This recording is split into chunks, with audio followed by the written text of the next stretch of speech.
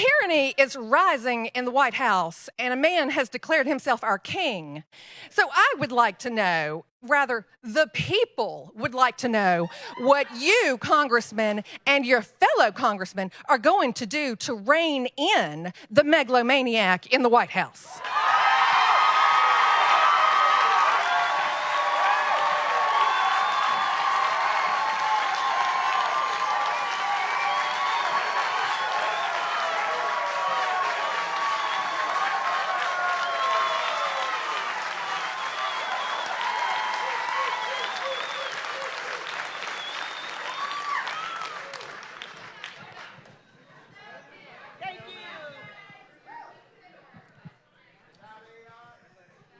I'm not going to give you my best foghorn leghorn response to that. But so you can go ahead and sit down. Thank you. When you talk about tyranny, when you talk about presidential power, I remember having the same discussion with Republicans when Biden was elected.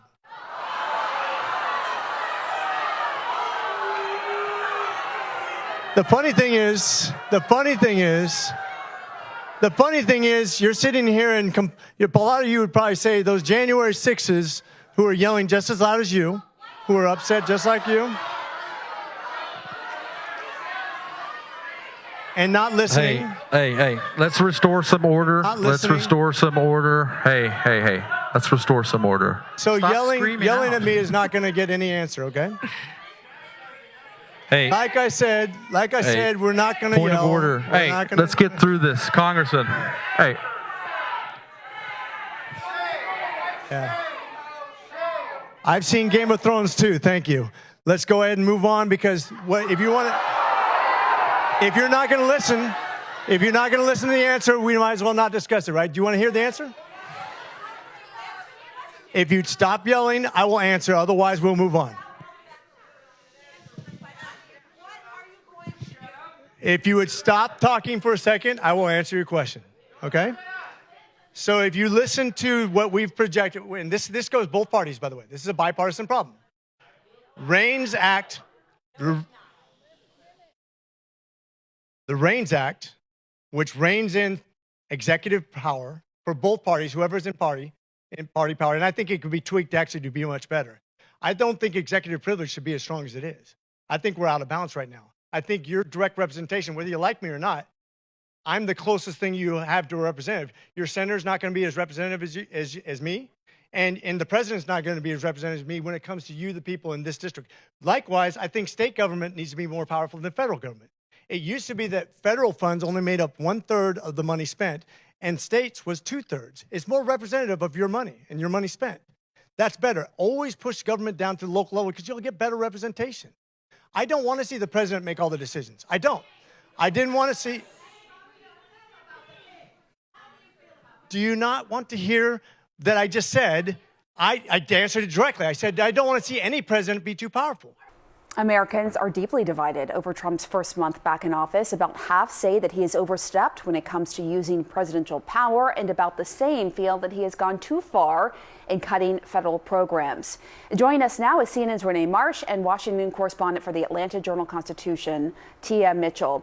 So I want to bring you in for some perspective and context here, Tia. The congressman and his staff seemed a little bit caught off guard by this backlash. Tell us more about his district and the people who live there and who were there at that meeting.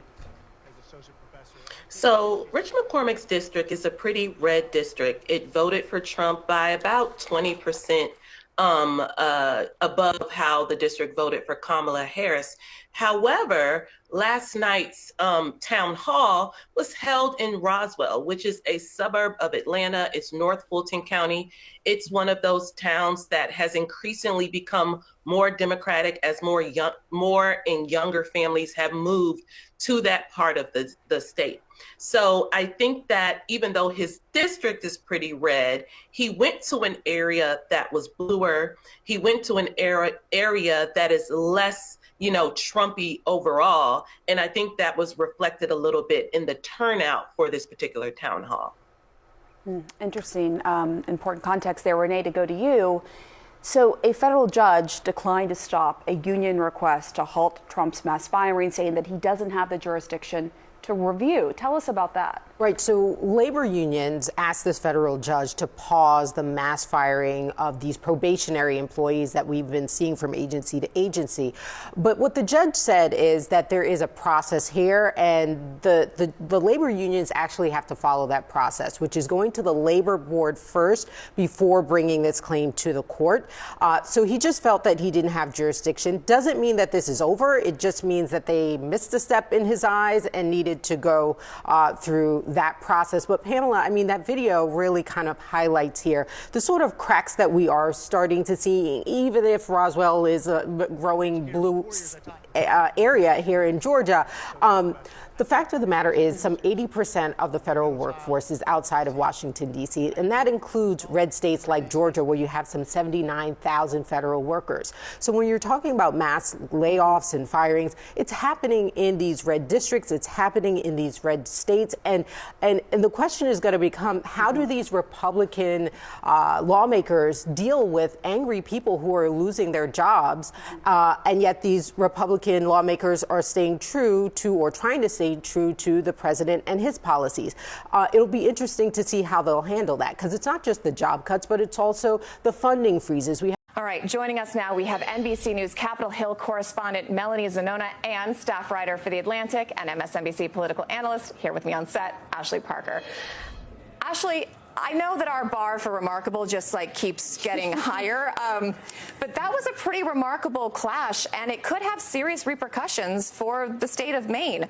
How are governors, politicians having to navigate standing their ground, but also dealing with a president who can really impact their ability to do things in their jurisdiction? Right. Well, in some way, what you're seeing is a partisan split, right? If you are a Democratic governor, Democratic senator, you are more willing to openly clash with the president. To me, what's more fascinating in certain ways is what you see on the Republican side, where a lot of these DOGE cuts, where the attitude is sort of break things and put the shards back together after the fact, right, maybe if necessary. Which might work at a startup, but maybe not at the federal government. And not even always at a startup. But again, for these Republicans, they're still unwilling to really challenge their president.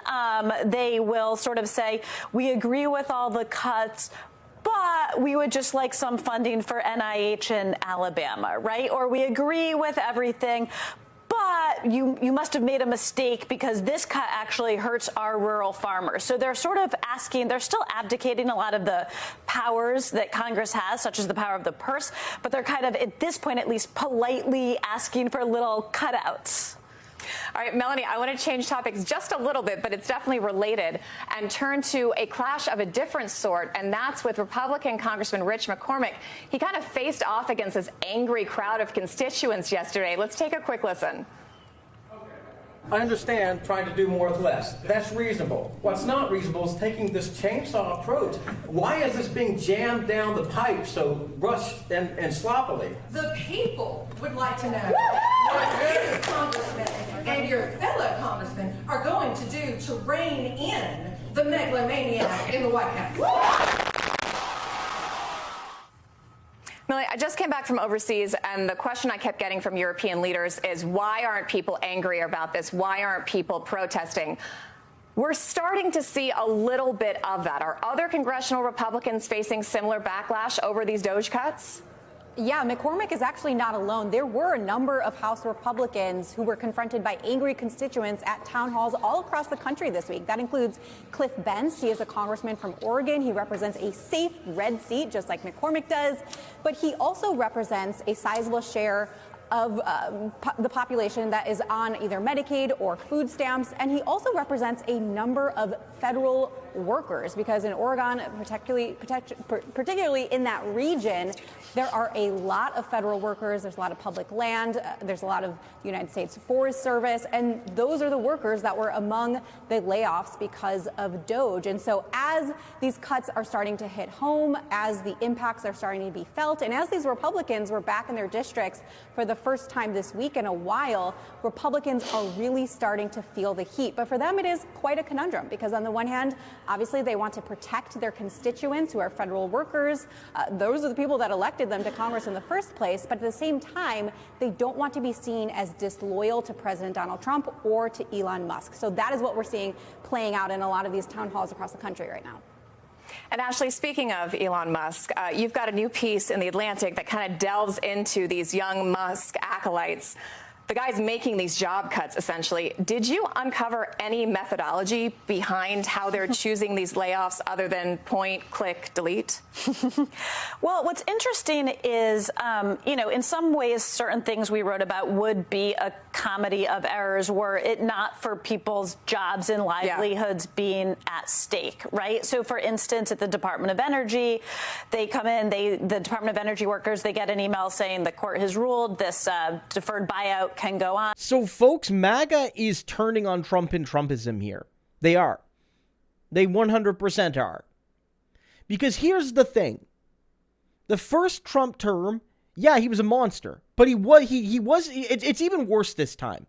But what also was happening last time is he got to benefit from the economy of Barack Obama.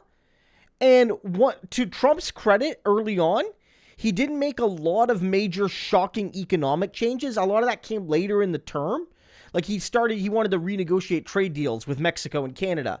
But he did that later in the term. So for the most part, people still got the Barack Obama, Joe Biden, the Biden-Obama economy. And it was pretty good. And we were still in that historic period. And this was global. This is not really about Republican, Democrat. This was a global thing of low inflation. This time, everyone is furious because we're still in at least relative to the 2000s and 2010s, a period of high inflation, and Americans and the people around the world are not used to it. And Trump lied and said he was going to fix it day one, and he's only made it worse.